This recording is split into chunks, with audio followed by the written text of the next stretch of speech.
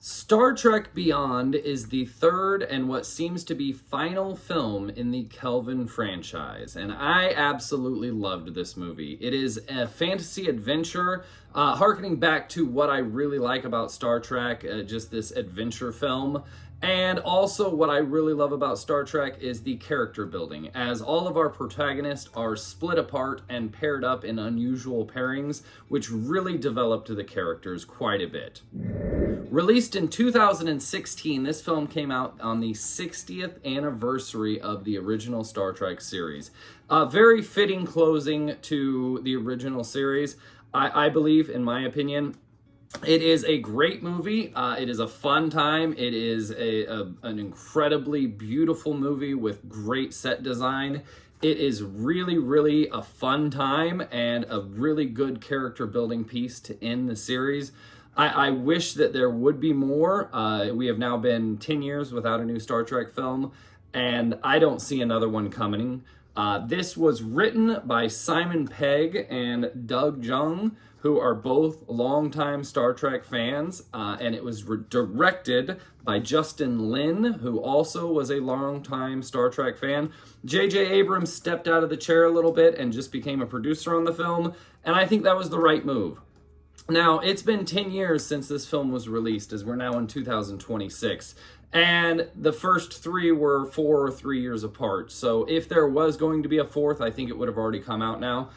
Paramount has now moved their focus, like everyone else, to streaming services. They were trying to make big blockbusters to compete with Marvel movies, hence the villain Krall.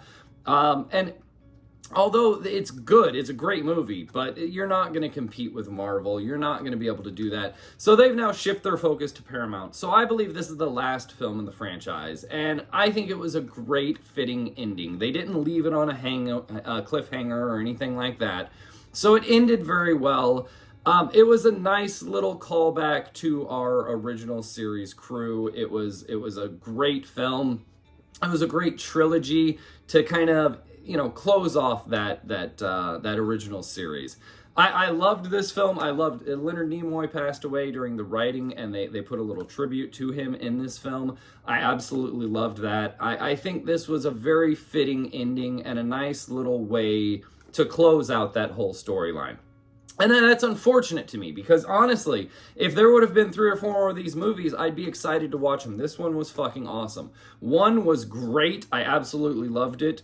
2, I felt like they just kept trying to re-tie into the old, like, you don't need to do that. You're on a new timeline. And this one did what I really hoped 2 would have done. This one was a fantasy adventure on a new island, a new planet. I keep saying island, but a new planet, with new people, new threats, new villains. It was a really, really cool movie, and I absolutely loved it. It is, of course, a thrilling blockbuster with a lot of CGI, a lot of great effects, but a lot of very good character building, as Bones and Spock are paired up together, as Chekov and Uhura are paired off together. It was a really cool way to like, Bones and Spock have always been on the sides of Kirk, so to see them there without Kirk was really, really cool. I absolutely loved this movie. I think this is a great little trilogy, although I clearly think the second one is weak. I think it is a nice little trilogy to tie into the older franchise and bring a whole new audience to this franchise. Star Trek is a great set of films. The first 6 was awesome. 5 kind of sucked. And the second 3 are awesome. 2 kind of sucked. I like this for what it is. This little trilogy here, I really like for what it is. I wasn't a big fan of Into Darkness, but Beyond and the first film I absolutely loved. This was a really, really good little trilogy, and I will absolutely watch it again. If the Kelvin timeline comes out on 4K, I may buy it, even though I've got Beyond already on 4K. But this is, it's a beautiful little experience. It's really, really cool. And I think Simon Pegg, I think all the people that were involved in this that were actually Star Trek fans really did a great job and in tribute and homage to the original series. These movies are great. I absolutely had a fun time watching them, just like I did with the original 6. In this film, Admiral Spock has passed away. He passed away in real life, so they wrote it in that he passed away in the film. The new Spock has decided to end things with Uhura as his planet, Vulcan, has been destroyed, leaving only 10,000 people left of his kind.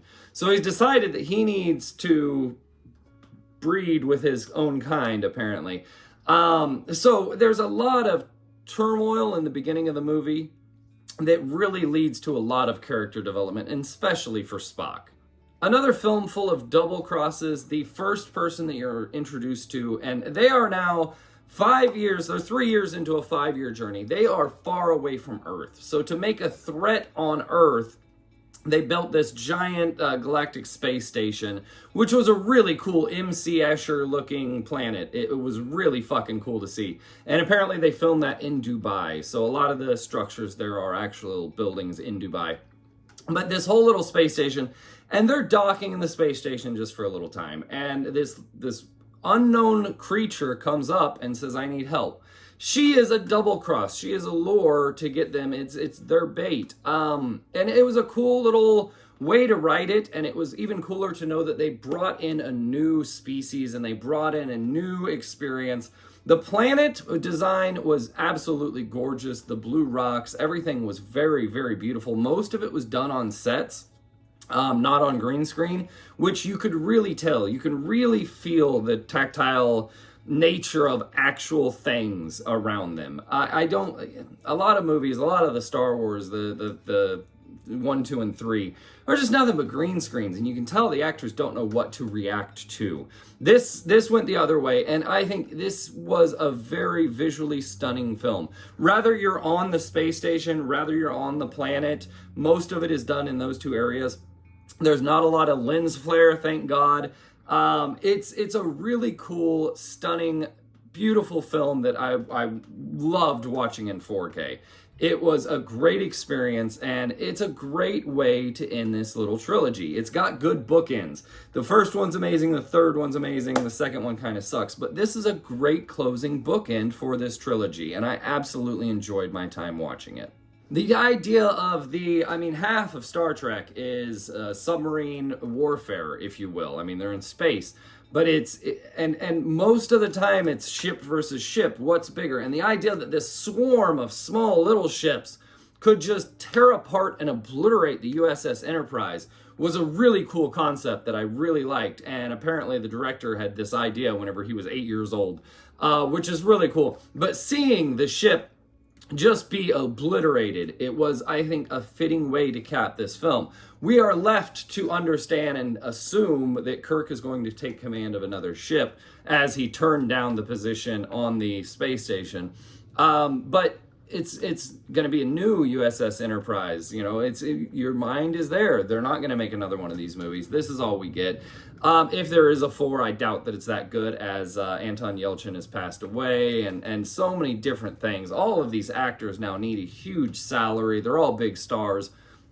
Apparently on the internet forums, there was a storyline that Chris Hemsworth would come back through another time travel and play the father. But I mean, he's a fucking star too. You need $500 million just to pay the budget for the cast at this point. So I don't think there's going to be another movie. But I loved the way that killing the USS Enterprise. I loved it. I think that it's really, really a fitting ending that ship is just left on this planet now, where they found the USS Franklin.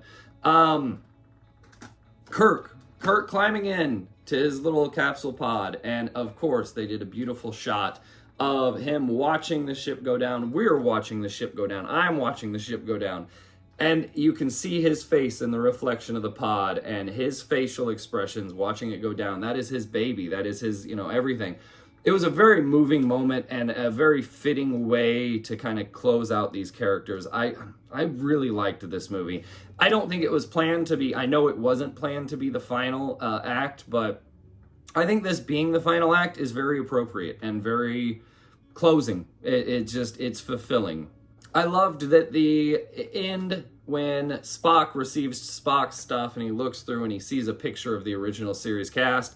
I thought that was great. I did not like the very end, the captain's log of all the crew members talking into the captain's log. You're not fucking captains. I don't understand that. That doesn't make sense. But nonetheless, I mean, I understood it. It just, why? That's not necessary. This is a great movie. It's an overall great experience. There is a lot of action. There is a lot of fighting. Most of the fighting is hand-to-hand combat. I really, really liked this movie. I liked the way that it ended. I liked the way that it closed out this trilogy. Again, it is unfortunate that we're not getting another one. I'm sure they will do something in the future, but we've been 10 years now without any Star Trek movies. And they're just going to do stuff on streaming like everyone. And that's why this is Vintage Cinema Reviews. That's why I normally don't do movies that are only 10 years old. Because I'm not into it, man. I'm not paying you for my life so that I can watch something. That's why I bought The Good Place on Blu-ray, because I'm not paying Netflix just to watch this show. It pisses me off that that's the future, but hey, that's what we're going to live with. That's how it's going to be. Unfortunately, we don't live in a utopian, futuristic Star Trek world where all of that would just be free, because why wouldn't it be? But it is what it is. I own these 3 movies. I think this is a beautiful little trilogy. I absolutely enjoyed this time. I think it's a great little tag on to the first 6 movies. What I loved about Star Trek Beyond, let's get it through it. There are a lot of great lines in this movie, especially from my man McCoy. Starting off with happy birthday. I know you don't like to celebrate it because it's the day that your paw bit the dust. I'm a sensitive man. I fucking love McCoy. He is a great character, and I think that Krall did a fantastic job portraying him.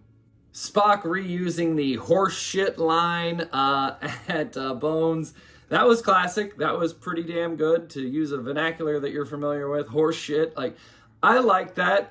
It was a good, clever written dialogue. Again, it was a good script, and Simon Pegg deserves all kinds of accolades. It was a fantastic journey, and it's really cool that it was written by and directed by fans of the original series. And of course, my favorite line, you gave your girlfriend a radioactive amulet? No. Oh, so you gave your girl a tracking device? Well, kinda. Like, it's a funny movie. There's a lot of really good dialogue in these 3 films. In the first 6, they tried to be funny, and 4 was fucking hilarious. But the rest, they tried to be funny, and it didn't really work out.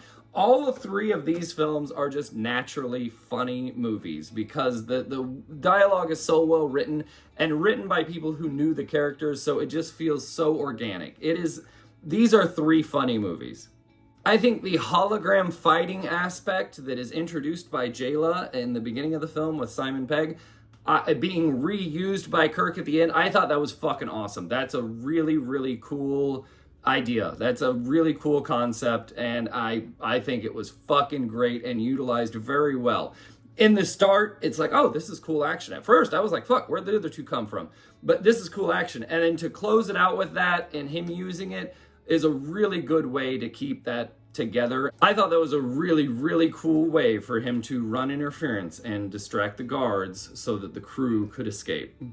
Of course, Bones freaking out that he's got to go on the last mission and calling Spock a green-blooded ingrate was fucking classic. Bones really got some highlights in this film. He was the comic relief in this one, and it was his typical, subtle, dry sense of humor that I absolutely loved. There weren't so many callbacks. Like, the first 2 movies just kept calling back to the original franchise. The original series. But this one did have a couple callbacks that were from the original series on TV, and Bones actually used a couple lines, but I think that's cool. I haven't watched the original series, so those callbacks weren't so obvious as the first 2 movies. I thought it was very well written, and the little callbacks that they did was pretty well inserted. Again, we've got a few classical songs, which I didn't like that line as this classical music, but we've got Public Enemy, and he repeated to use Beastie Boys Sabotage, which, I don't know, I kind of felt like you could have used any other song there, but I did like that the reason they used it is because Kirk good song choice, like that he remembers when he was a kid. I don't know that you would remember that, but that was a cool little callback because I remember it, obviously. So, Sabotage maybe wasn't the best song, but that action sequence set to that music, it worked perfectly. It worked very well. don't understand the logic of it necessarily as the space station started playing it and everything blew up around it. But I don't give a shit. I can care less. Like, put logic aside. Fuck that. I don't give a shit. That was an awesome space action sequence and a whole bunch of really cool special effects. I think this third and final film was a great addition to the franchise. I think this progressed the storyline. I think this was a step in the right direction, and I think that 4, 5, 6, 7 would have come out and would have been great had 2016 not just been in 2016. Again, streaming services, they were trying to compete with blockbuster Marvel movies, and at this time, I mean, all the movies in the theater were these big action stories, so the character development of the characters wasn't so important to people. I think that they kind of pissed off both new fans from the first movie and old fans from the second movie by doing the second movie. I don't think the second movie was that good. I don't think it progressed the story. I don't think it progressed the franchise. I think this picked up where the second should have, and I think had maybe a few things gone different, all of these stars, Zoe and everyone, moving on and becoming big names in movies, and requiring such a big budget. Also the death of Anton Yelchin, and also, you know, just the birth of streaming destroying movies. I think had not all those things happened, we'd already be having 4, 5, and 6 probably at this point, and I think they would be great films. I think this film, 1 was great, 2 sucked, and 2 went in a wrong direction. I think 3 went in the right direction, and it went so much in the right direction that it overcome what 2 had done wrong. However, by that time, the box office just wasn't there, so I understand Paramount not making a 4th film. I think these are the 3 films that we're going to get from this Kelvin timeline, and I'm kind of really okay with that. I think this is a great little trilogy. I think this is a nice addition to the first 6 movies, and I'm kind of happy that that's it. There's 9 movies. I mean, someone will probably come along and make another one day, but there's 9 movies in this franchise for the original series cast, and I think that's very fitting. I think this was a very good closing to that original cast. Leave your comments below. Let me know what you thought. I'm not a Trekkie, but I absolutely loved this third film Beyond, and I loved this little trilogy. Thank you for watching the channel. Please like, share, and subscribe, and we'll see you next time.